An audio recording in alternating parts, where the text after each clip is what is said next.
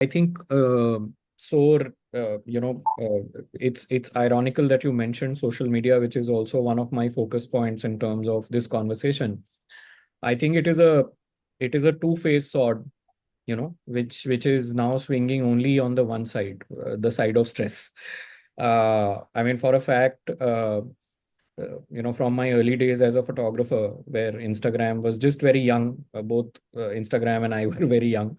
And the measure of our success largely was, or my success was, the amount of likes that we were getting, or the popularity that one used to get on Instagram when we used to put out our photos. And like, but with the over the years, it just became a stress point as to, why am I not getting likes, why am I not going beyond 15, 16 people, or whatever. It still is the same numbers. I don't get more likes than that. But now I've, with the help of my therapist, I've kind of settled with the fact, and now I don't use Instagram as a measure of success. I use it to unwind. And but I do want to ask you as to how does social media uh, tend to start a cycle of mental pressures, especially in young adults.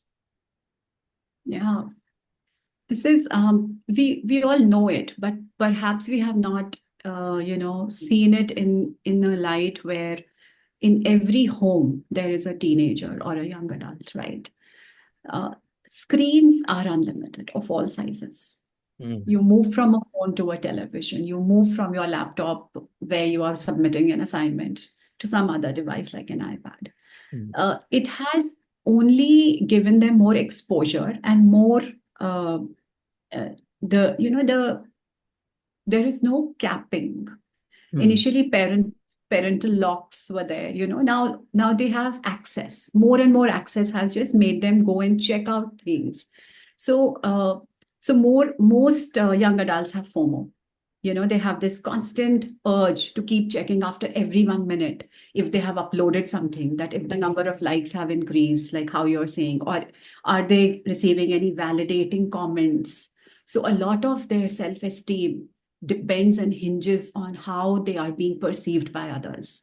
And the perception of others matters more to them than their own perception about their own self. Yeah. So self-esteem is bound to suffer. It is going to go into a spiral where one or two trolling comments or cyberbullying or invalidating comments will pull their entire esteem down, and they would be thinking not of focusing on any other thing than as to what is it in me that has made them respond like this.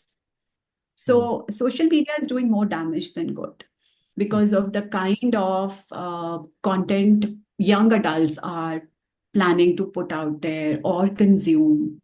And one of the worst things that social media is doing is comparison. And comparison is a thief of joy. Like, you see another's curated lifestyle on the platforms.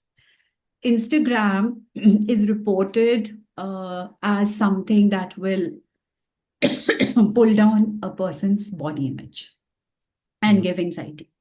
Whereas Facebook, a study revealed that Facebook is doing more damage than good in loneliness sectors. People feel more lonely. And again, Twitter is adding to anxiety.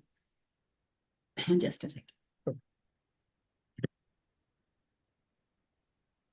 So these platforms, when a survey was done, 50%, sorry. No worries. 50% of stress is being given by Insta alone. So if you add Twitter and if you add Facebook also as platforms that youth are, consuming, then you can see the amount of stress and anxiety that they will already be having. So how about, these pressures that come, like I mentioned, so many things. FOMO, invalidation, comparison, self-esteem coming from others. Also, a constant urge to be updated because some of the students and youth, they want to be updated about what has the other person done? Where has the other person gone for a vacation? What has the other person's bag or watch looking like, and how many likes they have garnered and how many have they. So the feeling of constantly outdoing the other exists. So this is really not a very good way to lead a life where one needs to plan ahead for a future or one needs to go into other domains of, stabilizing.